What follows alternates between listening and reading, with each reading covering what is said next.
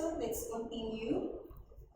Yung ating topic ngayon ay nasa principle number 14, di ba? Sabi, we must follow like the biblical principles, and we are now in principle number 14.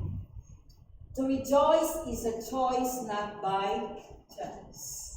So, ibig sabihin, it's a choice, hindi sa feelings. Kaya yung kinanta natin kanina na, again I say, rejoice. So it is a command. So it is not by feelings, it is a choice. Okay, so ang ating text ay makikita sa Philippians chapter 4, verse 4. Ang sabi dyan, sabay-sabay nating basahin. 1, 2, 3, go! Rejoice in the Lord always. I will say it again, rejoice. Philippians 4:4. So, madali lang memorize, di ba?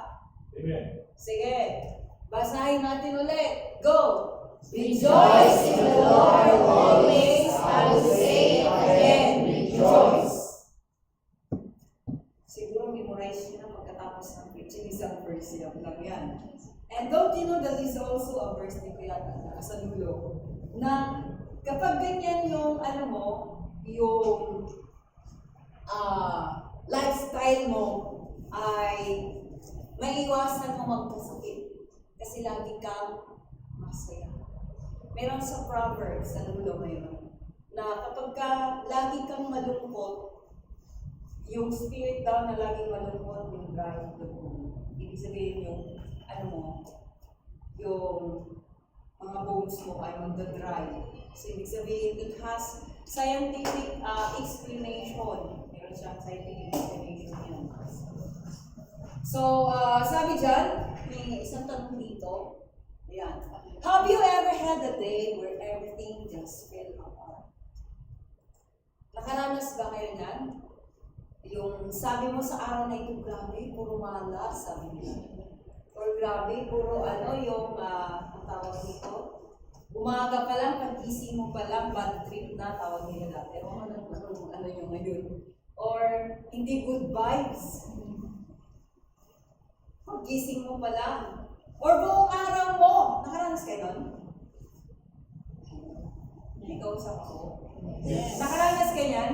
Yung buong araw nyo? Saan magaling yung yung hugot na yun, bakit gagano na yung nangyari? Na kung saan, for example, yung exam mo mababa, yung quiz mo, o kaya ay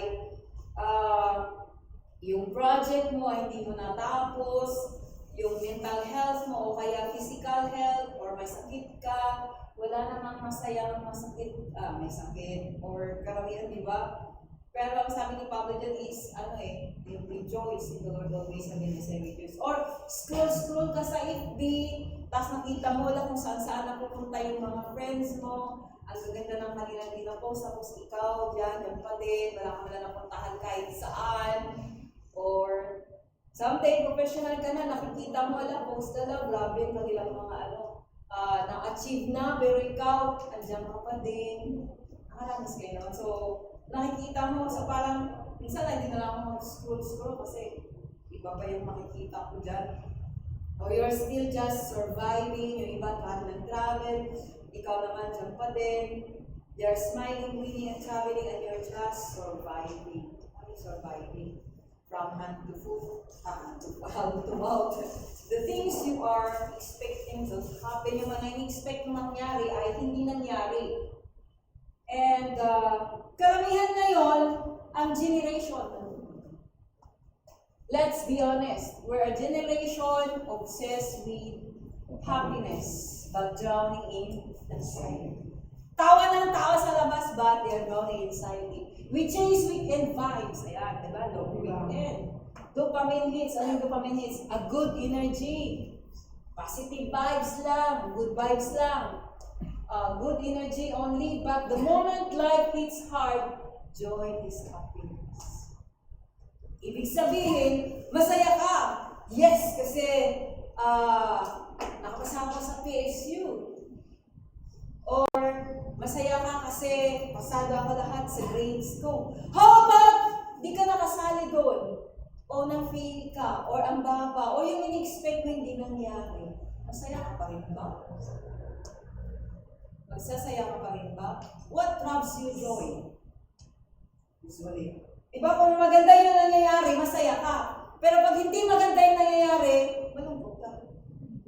Pag yung panalangin mo nasagot, excited. Yes, yung pinapangarap ko na job, ito na. Yung work, ito na. Pero pag yung unang sweldo mo, pag sweldo mo, hindi mo na-enjoy yun. Kasi may napuntahan na iba. Na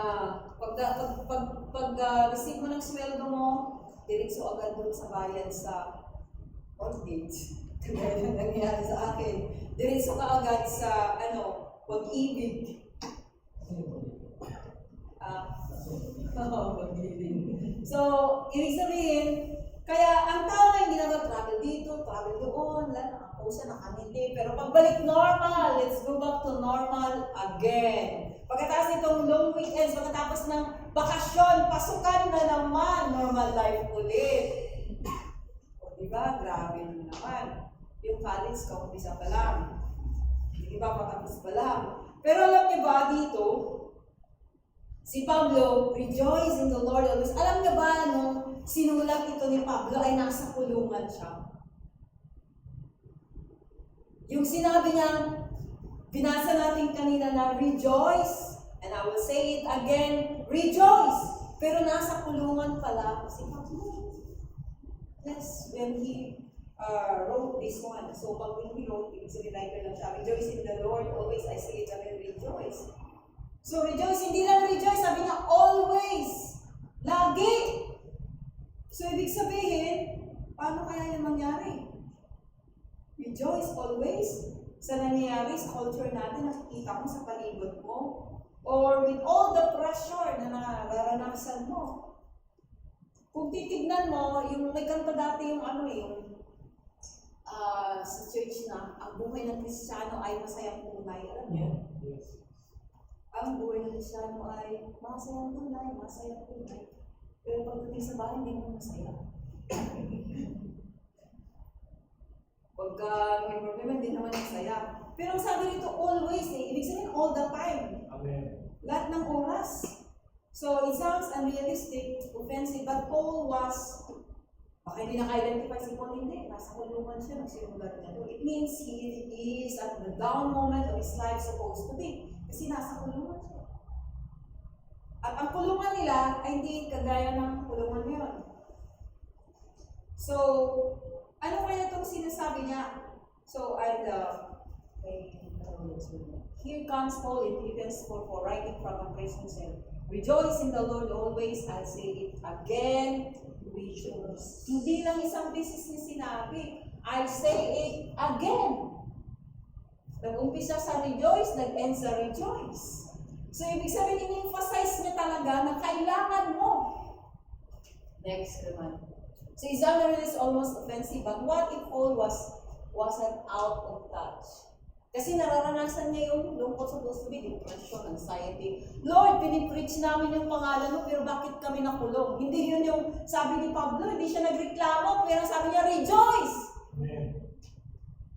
Di ba dapat magreklamo siya? Pero hindi. Nag-preach sila, wala naman silang kasalanan na pumatay ba? Alam niyo bakit sila nakulong? Nakulong sila dahil binabahagi nila yung gospel. The good news about the kingdom. So what it is showing us that joy has nothing to do with what's happening around us and everything to do with the decision within us. So it means to rejoice is a decision. Hallelujah. Hindi sa sitwasyon or nararanasan. O, tingnan nyo, di ba? Supposed to be, magreklamo siya, pero hindi. Nag-encourage pa siya to rejoice. Next. So joy is not a feeling you wait for. It's a choice you live from. Ano? Pag sinabi mo, hindi siya feelings na hinihintay mo na mag-enjoy ka, it's a choice. Ibig sabihin, it's a choice to live for. Ibig sabihin, it's a lifestyle. Lagi kang masaya. Kaya tama na yung kanta na ang buhay ng Kristiyano ay masayang buhay. Pero hindi naman fancy yun na rejoice na ganyan. So, to rejoice is not based on happenings. So, bawat isa sa atin, kung titignan mo yan, so ano yung katotohanan dyan? Ay, balik naman yung pala ng sulat dito. To rejoice is not based on happenings. Hindi nakabase sa nangyayari, it's a choice. It's not about what is happening to you. It's about who's living in you. Hindi ko ano yung nangyayari sa buhay mo, hindi ko ano yung nararanasan mo, kundi sino ba yung nandyan na nasa puso mo. God doesn't tell us to rejoice when life is perfect. He commands us to rejoice. Bakit? Because He is present, He is powerful and unchanging. Kahit na hindi maganda nangyayari sa paligid mo. Joy is not a feeling you wait for. Sabi kanina, it's a choice you live from. Ibig sabihin, it's a lifestyle.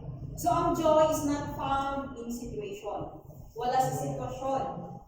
Ang joy is found in Jesus because He is the source of joy. Are you here? Hello? Yes.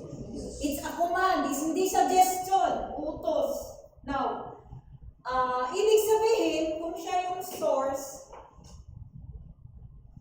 si Jesus is the Word. He is the truth. Ibig sabihin, alam niyo yung katotohanan paano yun. That's why, bawat isa sa atin, every human being should choose to rejoice because it is a command. Whether you like it or not, kailangan mo sundin. Mag-rejoice. Bakit? So ito yun. Tignan natin. Okay, una, you are commanded to rejoice, so it's a choice. Inutusan ng bawat isa sa atin na maggalak. That's why, dapat ay desisyonan mo. So, ang maging masaya to enjoy is a decision. Remember, being happy and being joyful, they are two different. Magkaiba yun. Happiness, your happiness depends on happening. Kagaya yan, nag-ano kayo, nag-overnight sa Alisio, saya, di ba? Bakit ka masaya? Ang tawag dyan ay, you're happy. Okay. You are happy. Kasi, because of the circumstances. But you can also be happy and at the same time, you have joy in your heart. Ang joy ay pinili mo, it's within. Nanggaling sa heart mo, hindi, wala siyang outside na basis. Hindi yung outside na masaya ka kasi nagpunta ka sa ganito, masaya ka. Ibig sabihin, hindi yun yung basihan ng iyong kagalakan. But joy is found even within. So, it's a choice to rejoice means to feel or show great delight. It is not a suggestion pero authoritative instruction. Pag sinabi mong authoritative instruction, utos yun. And God doesn't ask us to rejoice. He commands us to rejoice. Inutusan. Utos yun. Ibig sabihin, utos ang maging masaya. Hindi nababase sa nararamdaman. Hindi nababase sa nangyayari sa iyong palibot. Because if joy were based on circumstances, then God would be unjust to command us. But because joy is based on His unchanging nature, He has every right to demand from us. Example, so Paul and Silas in prison, Acts 16:25. About midnight, Paul and Silas were praying and singing hymns to God, and the other prisoners were listening to them. Nangyari dito, ito yung kalagayan ni Pablo at ni Silas. Ayan. Sa kulungan. Yung sinasabi ko kanina, di ba? Si Pablo at saka si Silas, si Pablo, nung sinulat niya yung rejoice and say it again, rejoice. Ganito yung kanilang kalagayan o yung paa nilang dalawa. Kamay. Ganyan yung kulungan. So, tapos sabi ni Pablo, rejoice. And again, I say it again, rejoice. And before that, bago sila nakulong kasi nga nag-preach sila about the gospel. Sila ay pinalo And ano tawag nito? Naka-chain, nakagapos.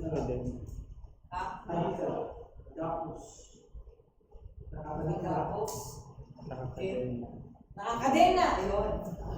Nakakadena and sila ay nasa kulungan pa, nakakadina pa. And yung kanilang according sa history, ang kanilang likod ay magdumugo. Because sila ay they were beaten. Pinalo likod. The hands and feet were in chains. Ayan, nakita nyo. And the future was uncertain. Di nila alam kung magtatagal sila sa kulungan, kung kailan sila lalabas, makakalabas pa ba silang buhay. Nasa kulungan eh. So, the darkest hour physically and symbolically, but they choose to sing praises to God. Diba yung verse, ibalik mo yung about midnight, Paul and Silas were praying and singing hymns to God. Ibig sabihin, nagre-rejoice pa rin sila kahit sa ganong kalagayan. So they choose to sing praises to God. They didn't wait for a miracle before worshiping Him. And when they begin to worship, the rejoicing was not based on their situation. Miracle took place. Alam natin, di ba? Alam niyo yung kwento dyan? Di ba nung kumanta si Paul at Silas sa loob ng prison cell? Nagkaroon ng lindol. Okay. Tapos sabi niya, huwag mong patay sarili mo. Sabi niya din sa warden. Ibig sabihin, nung sinabi ni Pablo, rejoice, I say it again, rejoice, ay nasa down moment of his life. Okay, meron si Pablo, bakit ganun siya? Rejoicing is not a product of deliverance. It's not a product of deliverance. It is often the precursor to it. Ang precursor. Di ba yung cursor mo na ilalagay yung doon dapat? Okay. Ay, following. So that it is joyful. Ano kayong sekreto ni Pablo? Yun. He chose to rejoice. Ang sekreto, pinili, desisyon. Hindi nagbase sa kanilang naramdaman o sa kanilang sitwasyon. Usually, karamihan pag ganong sitwasyon, nagre-reklamo sa Lord. Lord, bakit mo ako pinabayad? Lord, bakit ganito ang naranasan ko? Pero si Pablo hindi. Ang pinili niya ay rejoice. Instead na mag-complain o mag-murmur. He choose to rejoice. Amen. Anong sikreto? You have to choose. Because it is a command, so it's a choice. Another example, si Jesus Christ. Jesus endured the cross. Fixing our eyes on Jesus, the pioneer and perfecter of faith. For the joy set before him, he endured the cross, scorning its shame, and sat down at the right hand of the throne of God. Ang sabi dyan, for the joy set before him. Alam natin na si Jesus, wala siyang kasalanan, pero pinako siya sa cross na parang kasalanan. You can choose joy in the midst. Bakit kaya si Jesus pinili niya? Dahil alam niya, pag pinako sa cross, ang naalala ni Jesus, ang alam ni Jesus, ang resulta ng kanyang gagawin. Kaya sabi niya, the joy set before him. So, hindi ka nakatingin sa iyong present situation. Hindi nakabase sa iyong nararanasan. Siguro pinakasaklap sa lahat yung naranasan. Wala siyang kasalanan. Pero namatay siya na parang makasalanan. Wala siyang ginawang masama. Pero handa niya ang kinin lahat ng masasamang ginawa natin at masasamang gawin. Kaya dapat tayo kapag ka nakagawa ka ng kasalanan, huwag kang mahiyahigan. Kasi namatay niya yung namatay siya dahil alam niya na someday magagawa ko. Amen. Someday ay pwede mong gawin yun yung pinaka-worst. Low. Someday ay pwede mong gawin yung ano na yun, yung kasalanan na yun. Pero nauna na siyang namatay sa cross. All you have to do is to come to Jesus, humble yourself. Hindi ibig sabihin na nagsisimba ka, lumalapit ka sa Kanya, hindi ka na makakagawa nun. We are all born vulnerable. So, if ever, pero hindi ko sinasabing dapat kahit ulitin mo, mapatawarin ka niya. But if you have done things that is not right sa Kanyang harapan, si Jesus ay handa ka pa rin niyang Amen. Kaya, huwag natin ikutin ang sarili natin, nahiya na ako gamit ko. No, that's a lie from God. Para hindi ka na maglamit sa Kanya. Kahit ano pa man sitwasyon natin, kahit ano pa man mangyari, tatanggapin at tatanggapin pa natin. Paripahin ni Jesus, as long as you are, as long as handa kang magpakumbaba at aminin ang iyong kasalanan. Amen. Nakita mo na may mali ka at handa mo tayo. Diba? Doon sa yung napanood nyo, ano kaya yung handa niya para kita unahin, Lord? Diba? Nakita niya yung kanyang computer game. So, bakit naman yan, Lord? Bakit naman yan? Handa niyang iwanan. Mga bagay na naghahanda. Na hindi mo siya mauna. Kasi nawili ka dun sa laro ng computer. So, handa mong iwanan. So, you will have enough time with God. And you will see the joy. Bakit ba naglalaro ang tao? Kasi gusto niya lang mag-relax. Mapagod. Gusto mong relax. Pero yung mga ginagamit niyang pang-relax na yun, na-hook mo siya doon. Yun ang dapat bantayan. It's not wrong. Hindi ka pinagbabawalan, but you have to control. Amen. Alam mo dapat kung naagaw na yung oras mo. So, bakit tayo natusan? Ibig sabihin, wala nakasalalay sa games. Wala nakasalalay doon sa anumang pinagagawa mo, yung joy na yan. It's your choice. It's your choice. Kasi pagkatapos mo maglaro, masaya ka pa din, hindi na. Napagod ka, na-burnout ka. Kaya tuloy, na-late siya, di ba? Sa kanyang trabaho, 45 minutes late.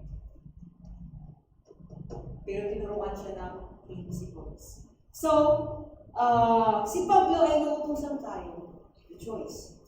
So, example, dito, Jesus wasn't rejoicing in the pain. So, sabi ko kanina, He was rejoicing in what the pain would yung resulta ng sacrifice niya. Kaya, masaya siya. Yung joy na yun na walang makakapantay. Hindi mo mabibili. Ang joy na tinutukoy natin dito, hindi temporary. Kasi kapag naglaro ka, temporary lang, that's happiness. Pero yung joy na sinasabi is a lifestyle. That's why you need to choose. Okay. So if Jesus could choose joy in the face of the cross, you can choose joy in the face of. So kung kinaya ni Jesus yun, pinili niya rin yun. Kakayanin din natin. Because we were created, we were designed to have the ability to control our emotion. The ability to choose. Binigyan niya tayo to dominate our feelings. Di ba kanina yung joy, hindi feelings, kundi is a result of your choice. Dahil pinili mong mag-rejoice, edi susunod yung feelings mo. Ipindan mo. Kung pinili mo maging malungkot, syempre, malulungkot ka talaga. Pero pag pinili mo maging masaya, mag-enjoy ka sa buhay. So, what you will feel later on is just a result of your decision. Hindi sa kung ano yung mga bagay-bagay o circumstances sa palibot. Think about someone you know, maybe a friend, a classmate, or even yourself, going through tough times. May kilala ka ba? Classmate ka, office mate ka, kaibigan mo, kapitbahay mo, kasama sa bahay, o ikaw na nakakaranas ng tough times, kalungkutan, wala nakasaling pangalan mo dun sa PSU. or hindi ka nakapasa, for example, or na wala kang pambayad, exam na. Yun yung isang ano eh, lalo na sa school, buwan-buwan na exam. Hindi ka may exam pag wala ka nung magbayad, sali pa nga lang sa online. Okay.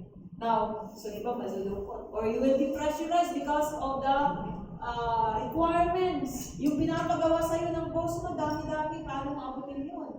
Or yung expectation sa'yo, ang taas.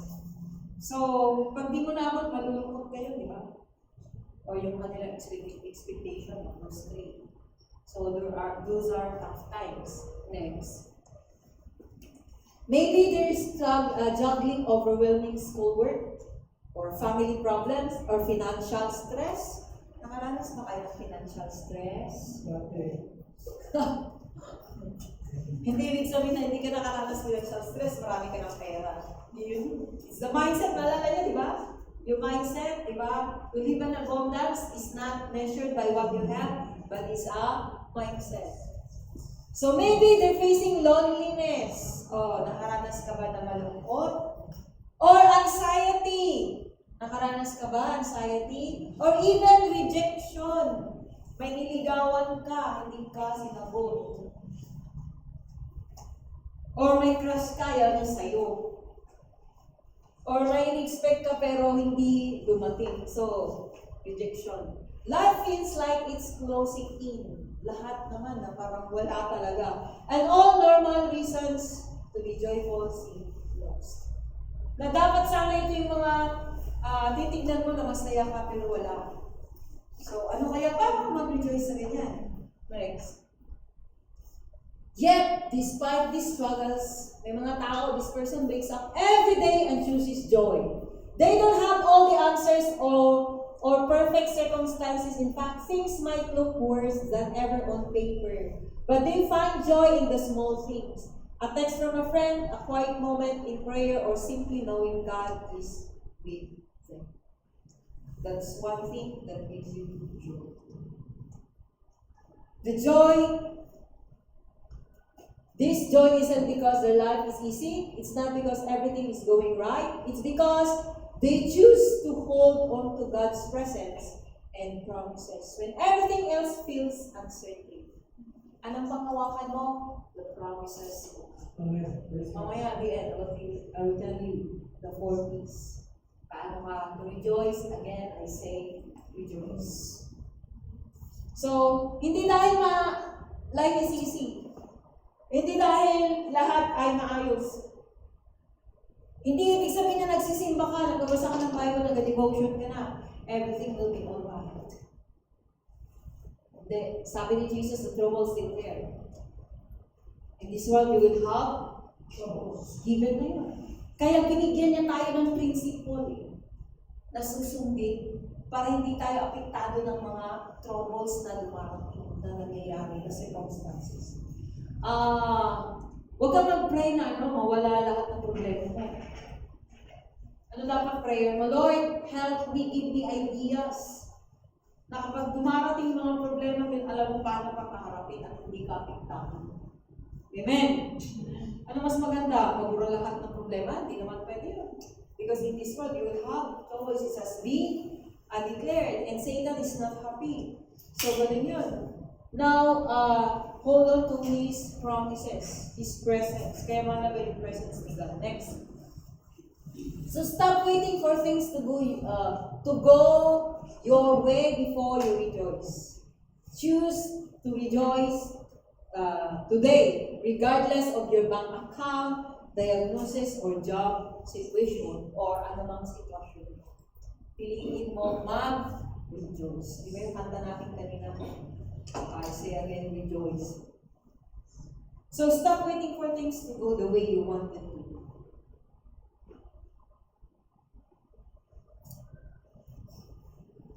What would change in your life if you choose joy in obedience rather than wanted for joy as a reward? Ano daw? Ano kayang mangyayari? Ano kayang mararanasan pag sinuloy mo ito? Siyempre, you will enjoy. Pangalawa, so you're commanded to rejoice. So therefore, it's a choice. Pangalawa, You are commanded to rejoice in the Lord, so it's not based on happiness. Sa mga pangyayari. So rejoice in the Lord means choosing joy not because your situation, but because of who God is, unchanging, faithful, and full of grace. Unchanging si God. Ibig sabihin yung kanyang utos, yung kanyang character. Pag sinabi mo may character ang tao, consistent, hindi nagbabago. It is spiritual discipline that lifts your focus from problems to the promise, from the problems to the promise of God. From the problems to the promise of God. Hindi ka nakapokus sa problema kundi sa promises ni God. Releasing peace and strength in the middle trials. To rejoice in the Lord is to anchor your emotion in His presence. Trusting that His goodness outweighs your current pain or uncertainty. So, ibig sabihin, sabi dyan, you are commanded to rejoice in the Lord. Rejoice in the Lord. Hindi nakabase sa happiness.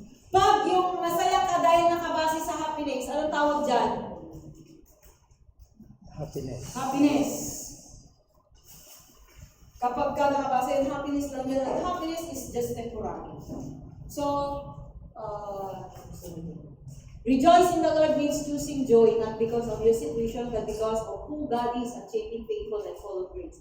It is a spiritual discipline that lifts you focus from problems to the promises of God, releasing peace and strength in the middle of trials. To rejoice in the Lord is to anchor your emotion, His presence, trusting that His goodness outweighs your current pain or uncertainty.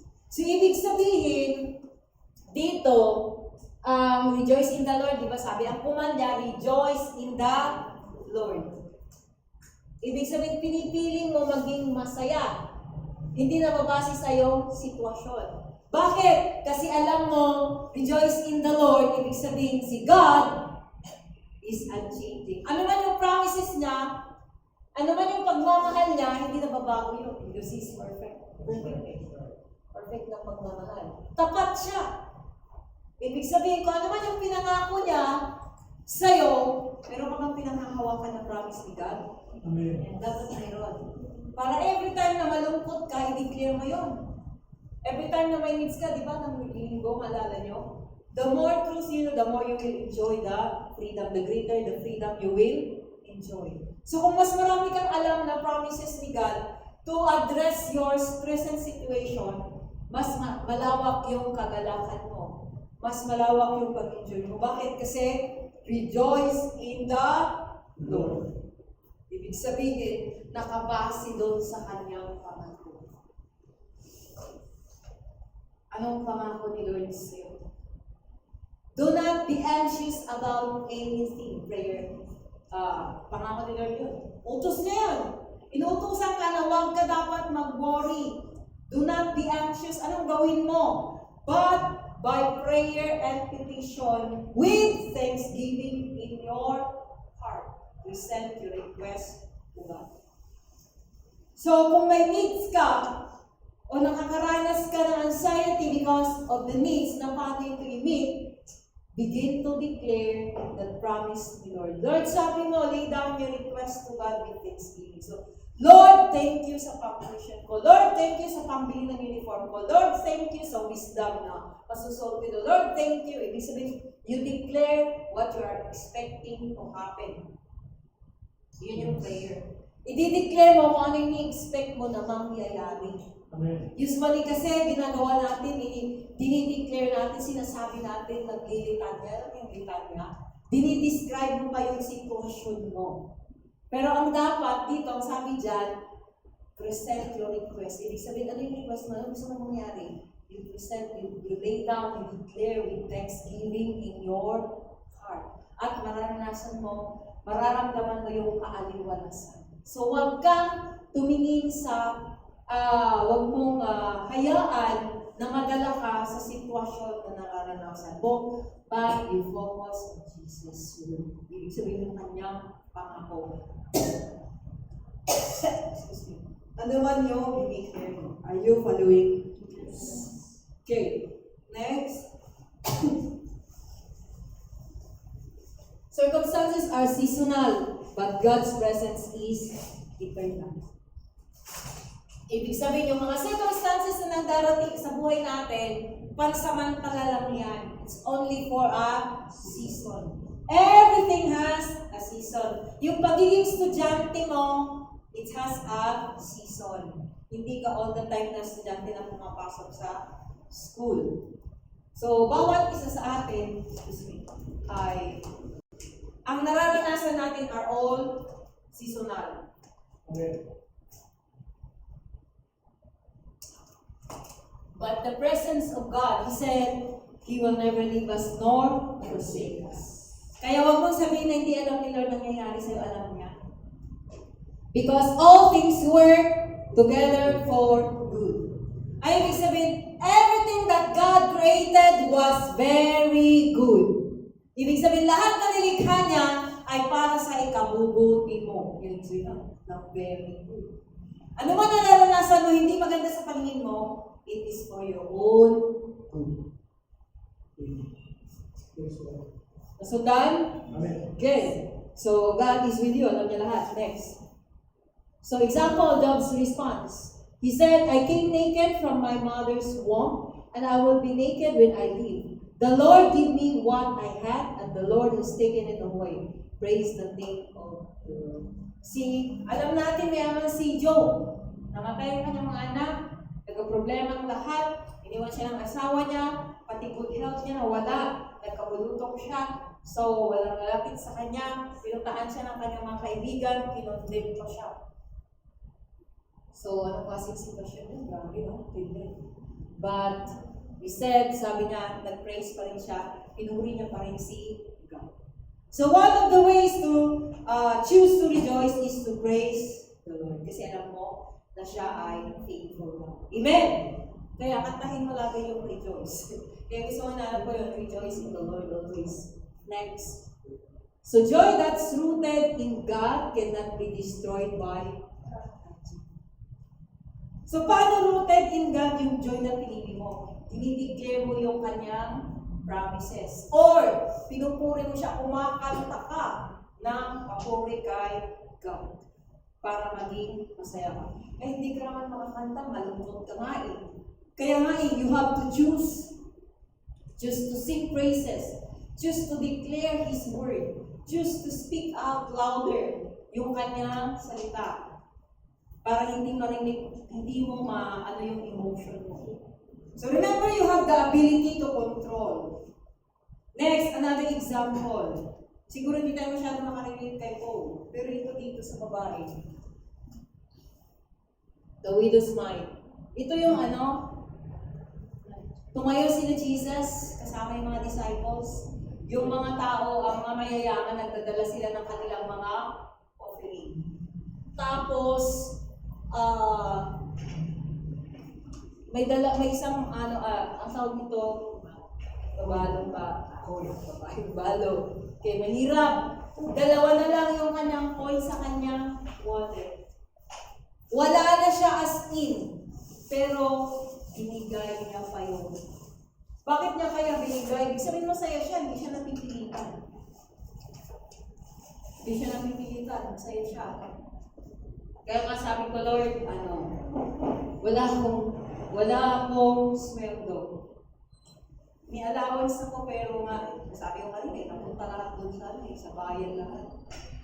Pero how to choose, how to rejoice, to praise the Lord. Lord, thank you sa ganito, yung i-expect mo, yun yung lagi kong sinasabi. Lord, thank you for the opportunity. You declare every day, Lord, thank you for the opportunity to earn millions and billions.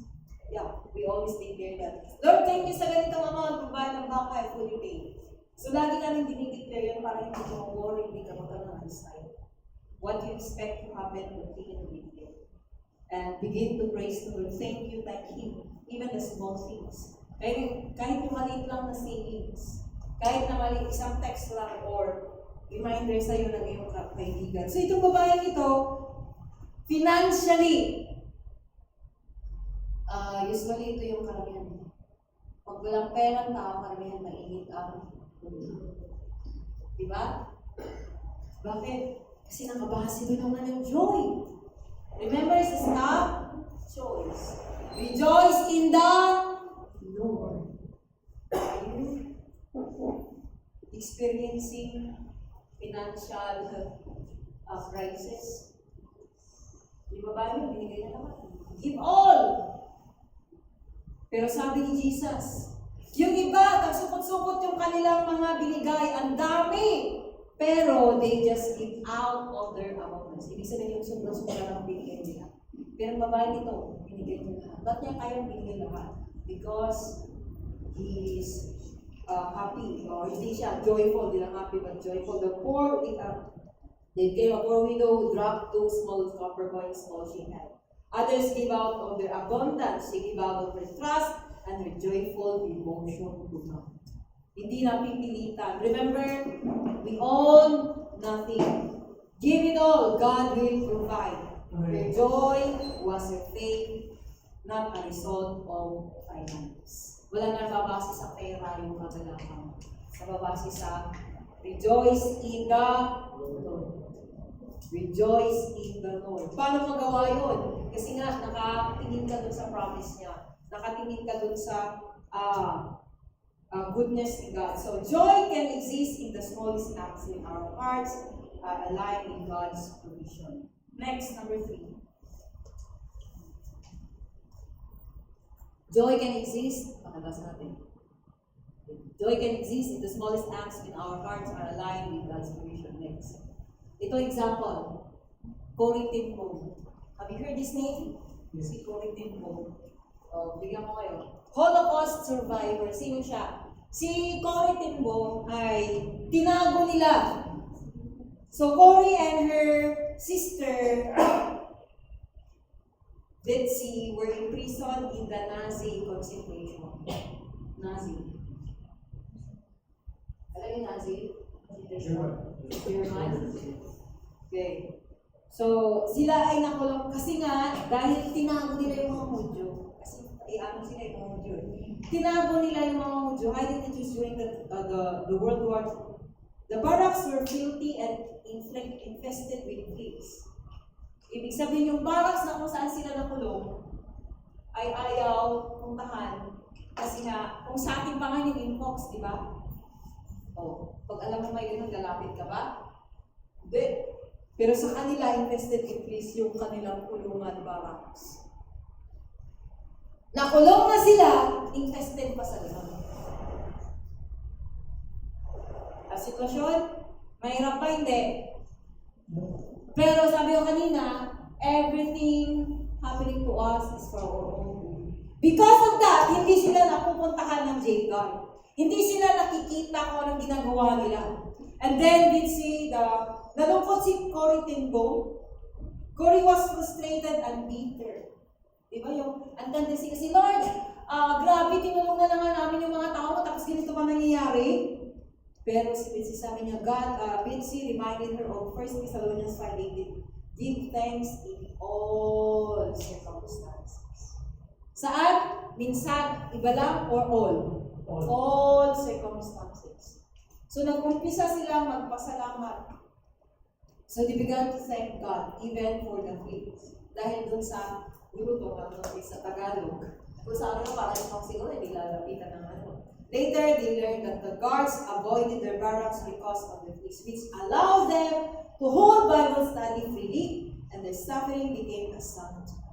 Amen. All things work together. So, ibig sabihin, pwede sila mag-Bible study, kumanta doon ng malakas kasi hindi sila napupuntahan. And because of that, they are free to do what they wanted inside that prison cell. So, si Lord, alam niya nangyayari sa ating buhay at lahat ay para sa ating ikabubuti. Amen. Walang ikakasama. Everything He created was very good. It means it is for your own good. Amen. Amen. So, ibig sabihin, naggalak sila, naging masaya sila. Joy can exist in the smallest acts, yung sabi ko kanina. And dito naman, what seems like a curse may actually be God's covering. if you choose to rejoice in it. So ano nangyari kay Silas at saka Paul nung sila ay pinili. So rejoice is a choice. Pinili nilang kumanta, miracle took place. So si Bitsy at saka si Cory Pinghong, they choose to thank God. Give thanks in all circumstances. Lahat na nangyayari sa buhay natin, may purpose si God, kaya huwag kang maging bitter. Everything God created was very good. Para sa iyong ikabubuti. Nothing happens without a reason. So, kung naiintindihan natin yon, we can choose to rejoice. Because that's based on circumstances. Yung mga pangyayari. So, stop measuring your joy by what's going on around you. Anchor it in the one who never changes. And that is Jesus. He's the word. Salita. So ask yourself, ask yourself, is my joy who stays to my circumstances? If so, you're living beneath your privilege. Ibig sabihin, ang kagalakan mo ba ay nababase sa circumstances or nakakulong sa circumstances? Pag gano'n, hindi mo na-enjoy yung benefits, yung privilege mo. Kaya dapat ay huwag mong ibasi. So, ang sabi ng autos, rejoice or commanded to rejoice in the Lord. Hindi sa circumstances, hindi sa finance, hindi sa anything else, but His presence and the promises of God. So, kung naalala nyo na, the greater the freedom, the greater the truth, the greater the freedom you will enjoy. Kung marami kang alam na salita ng Diyos, na naiintindihan lang kayo sa revelation, then you will enjoy. And you can rejoice. Because it is a choice. Hindi mo sinasabing, ay, kailangan ko lang maggalak. No, there must be something that you will hold on to. Kasi hindi siya temporary. Hindi lang na-hype ka. Alam mo yung na-hype? Nadadala ka lang sa emotion, no. Remember, joy is not an emotion. It's not based on feelings. It's a decision.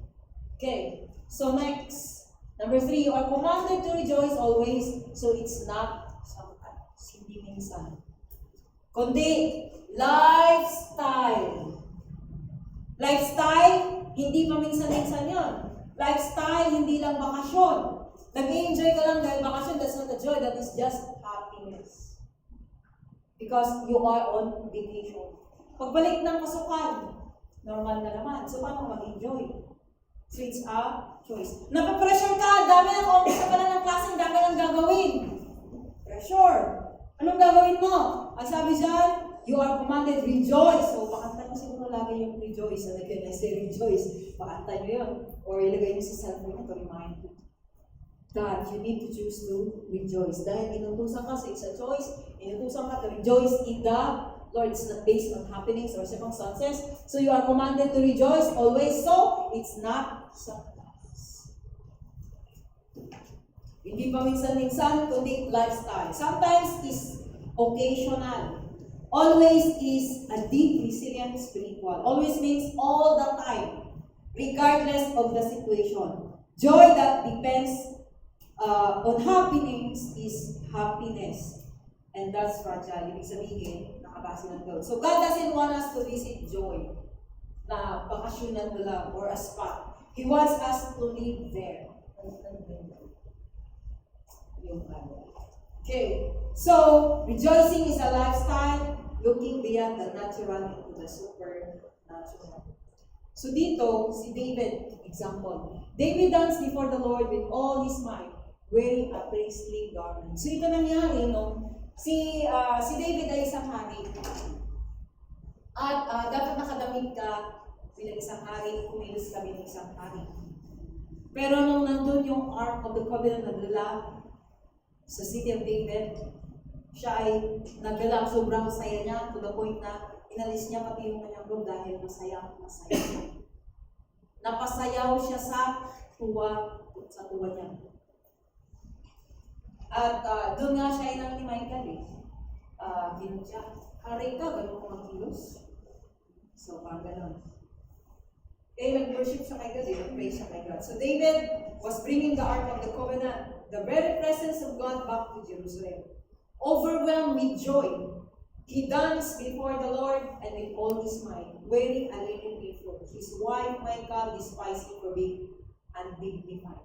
Ari ka, ganyan ka kumilos. But David still cared. His rejoicing was not a performance. Hindi to please, not to please anybody else. So yung ginawa niya, hindi para i-please yung kanyang asawa or anybody else. It was a response to God's presence. Sa presence ni God. He didn't wait for a proper setting or perfect condition. He chose joy in public with abundance. So sometimes true joy makes you look foolish to others but honors God. So, yun yung nangyari kay David. Naging masaya siya. Kasi yung, because of the presence of God. Pag maramdaman mo yung presence ni God, sabi ko sa inyo dati, di ba? The presence of God magkukonvince sa'yo. Ibig sabihin, will cause you to do good things. The presence of God. Hindi emotion. Maraming tao na emotional lang. Iyak ng iyak, pero pagkatapos ganun pa din. But those who really experience the presence of God, may nangyaring maganda sa buhay nila. Ibig sabihin, may pagbabago na kanilang naranasan. Kung dati hindi siya nagbabasa ng Bible, ngayon nagbabasa siya. Kung dati hindi siya nananalangin, ngayon nananalangin na siya. Na-encounter niya kasi ang presence ni God. Kagaya ni Isaiah. Diba? Sa Isaiah? Do you know Isaiah? Yes. The courts. So, ibig sabihin, dahil encounter niya siya mismo. Basa na siya ng Romans 2. Yung lahat ng mga, diba? For the wages of sin is death, the gift of God is eternal. So, when you feel the presence of God, you will take away from your sins. Amen. It will cause you to be faithful to God. It will give you hungerness for His Word. Hallelujah. It means, magkakaroon ka, si David, cause him to praise the Lord. Baala lang sabihin ng ibang tao, importante tinupuri ko ang aking Diyos. Ang hari ng mga hari. Yun ang resulta ng naranasan niya yung presence ni God. Pinili niya maging masaya. So, joy is not based on circumstances. Joy is not based on what you feel. Joy is not based on what you hear.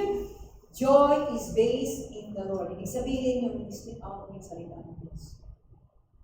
Wala nakabase kung sino man bahala na sasabihin ng ibang tao.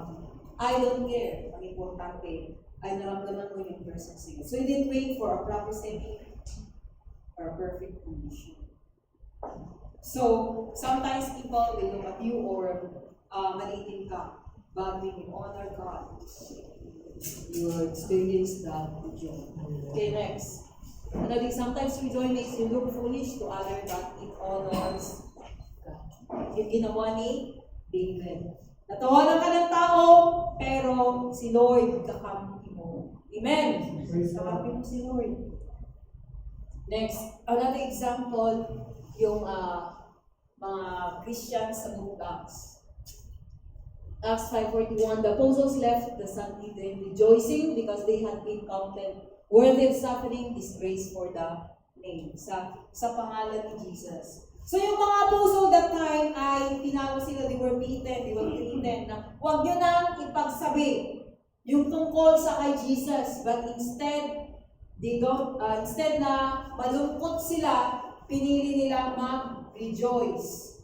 These weren't weak men, they were warriors of faith who saw suffering for Christ, not as a burden but as a badge of honor. Sometimes yung mga tao, pabigat sa kanila pumunta sa church. Sometimes pabigat yung pagbabasa ng Bible.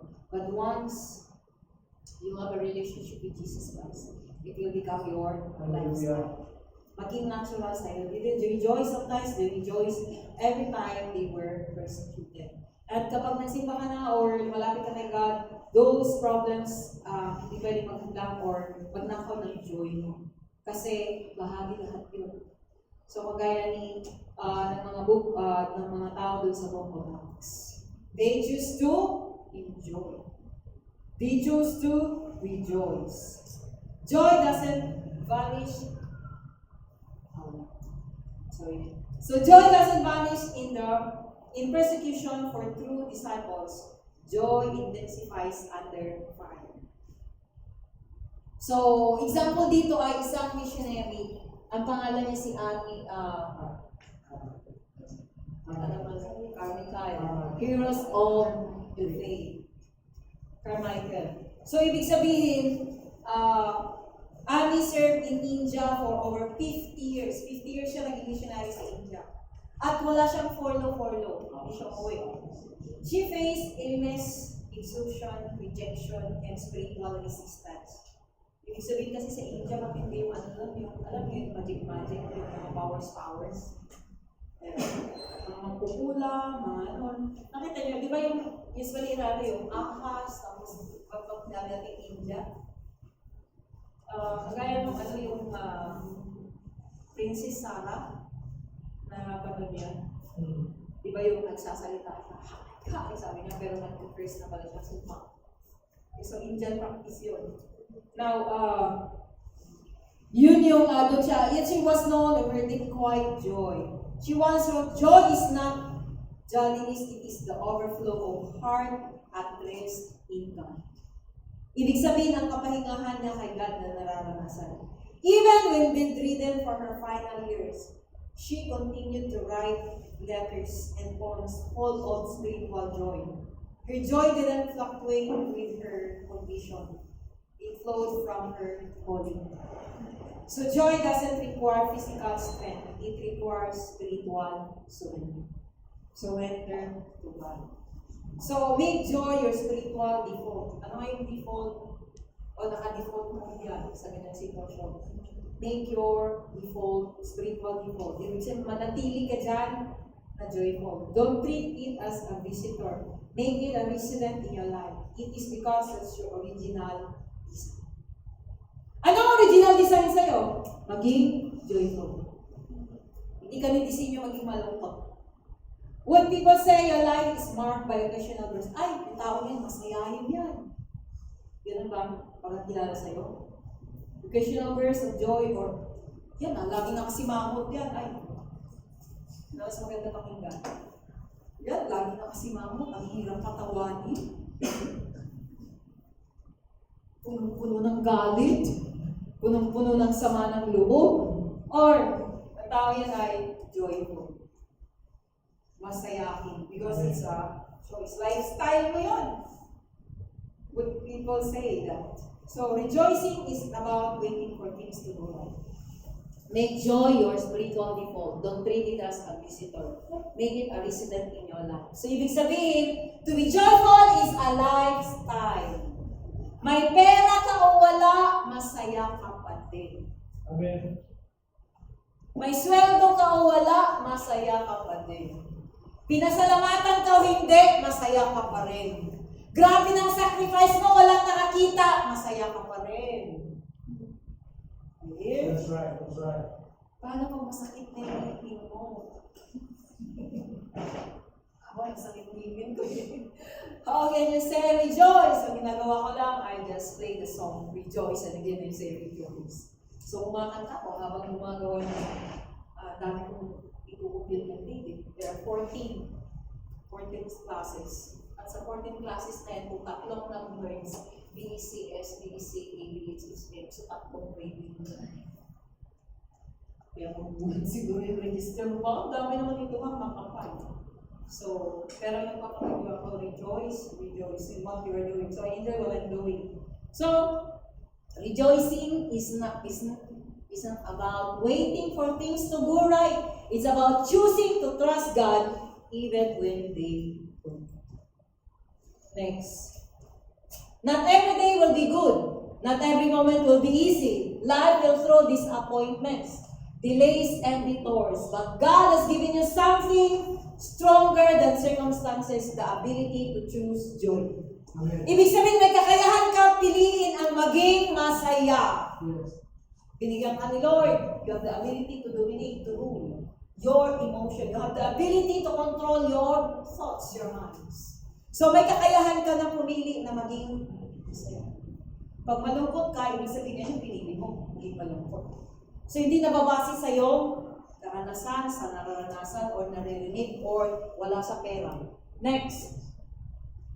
A joyful heart, ito. Tandaan nyo to. Yung sinasabi ko kanina, a joyful heart is good medicine, but a broken spirit dries up the bones. Proverbs 17:20. Ang may sakit na tao, pakawanin mo siya.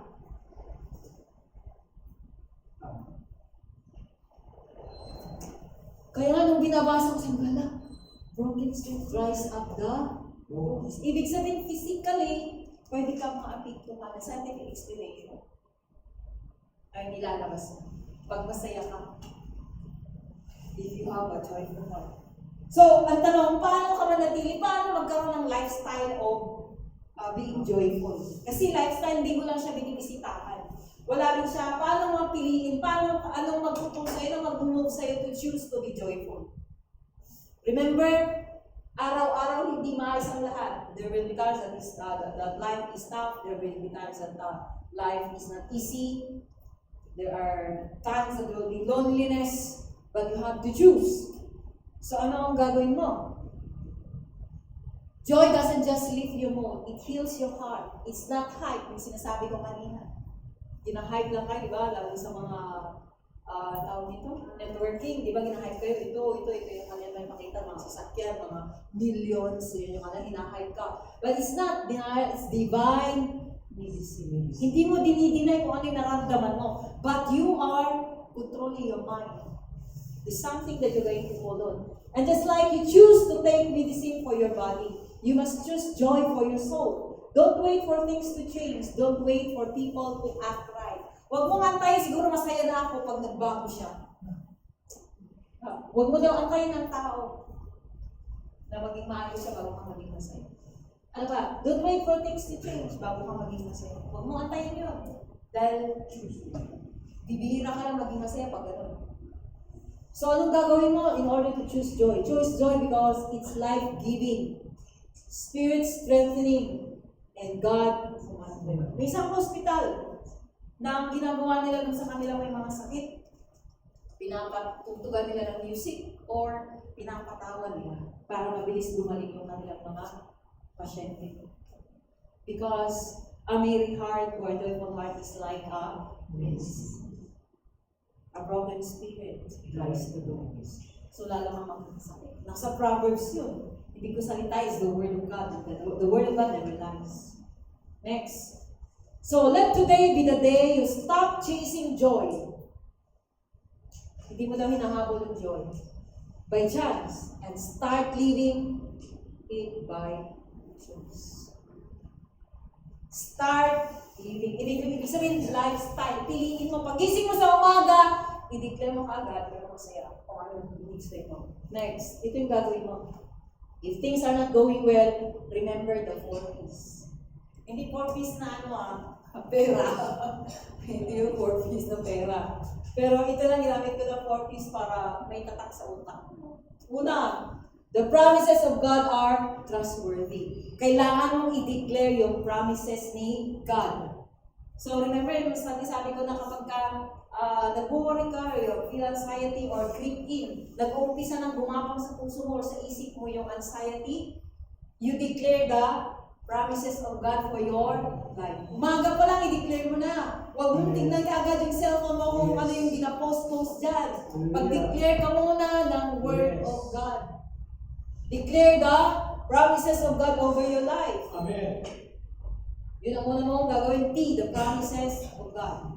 For I will bless it as for me, declares the Lord, prosper for me, not more, I will bless it, in the future.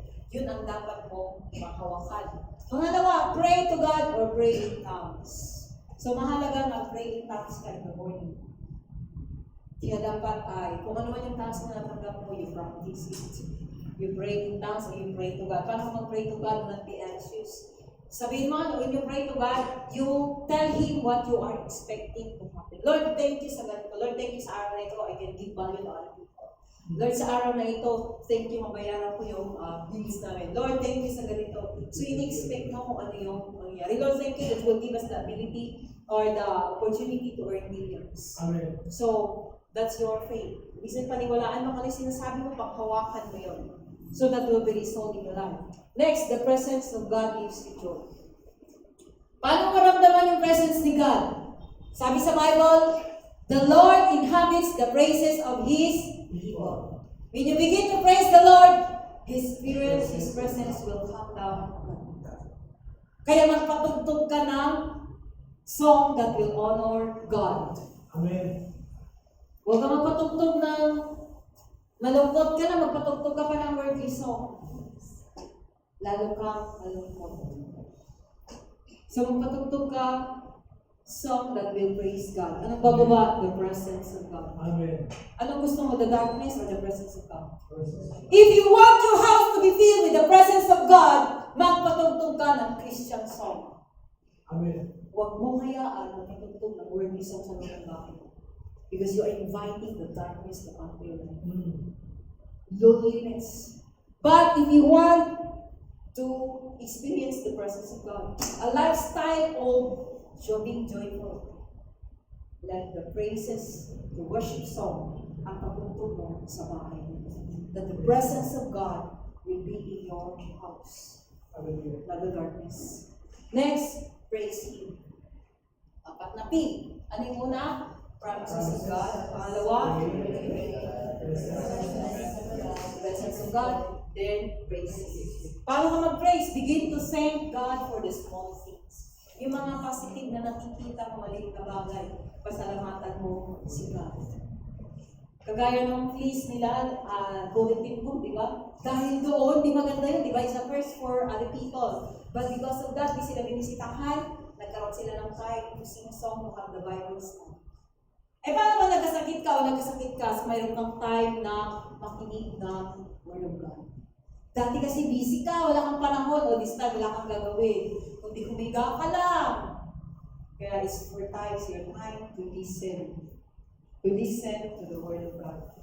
To remind you, so each one of us. So, rejoicing is about, joy doesn't happen to you. You choose it no matter what's happening around you. So ito, meron pa. Okay. Now, kapag na-drain yung cellphone mo, anong gagawin mo? Charge sila. Now, kapag wala ka ng kagalakan or joy, you charge yourself. Paano? How do you charge yourself? Declare the promises. Whether you feel it or not. Masaya ka, hindi choose. Declare and declare. Next. Kung wala kang mag-pray, just pray in tongues.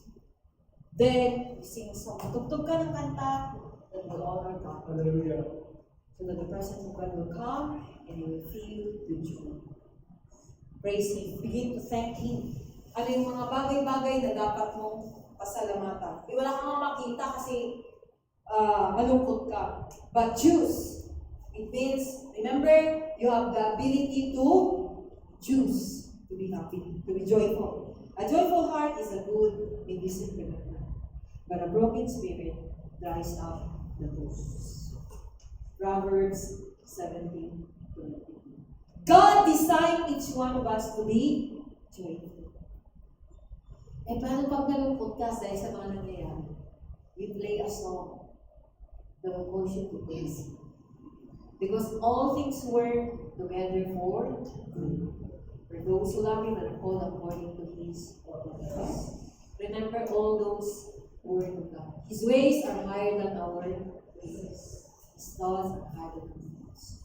So when you begin to feel that loneliness or this nadi-depress or nadi-discourage, isahan mo namang i-declare yung word of God, yung promises ni God sa buhay. Para kang nag-charge. So, paano mag-charge? Para maging masaya ka, declare the word of God. So, para maging lifestyle mo, everyday mo itong gawin.